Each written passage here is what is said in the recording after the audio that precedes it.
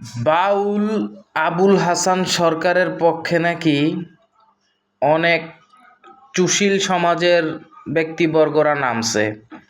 তো আমি যদি প্রশাসনে থাকতাম তাইলে আমি কি করতাম জানেন? ওই সাগরিকা ট্রেনে যখন বাড়িতে যাই তখন বিভিন্ন রেল স্টেশনে চানাচুর বিক্রি করে। তো ওই চানাচুরে যখন ওই যে এতটুকু একটা কৌটার মধ্যে ঢুকিয়ে চানাচুর মশলা সব কিছু ঢুকিয়ে ঠাস ঠাস ঠাস ঠাস করে মানে বাড়ি দিয়ে চানাচুর ভর্তা বানিয়ে তারপর দেয় চানাচুর বানানি। এই বাউল শাহবাগী এই সুশীলদেরকে সবগুলোকে ওইভাবে ভরে মশলা সমেত যদি এইভাবে ঝাঁকি দিতে পারতাম, এইভাবে বানাইতে পারতাম, তাহলে খুব শান্তি লাগতো।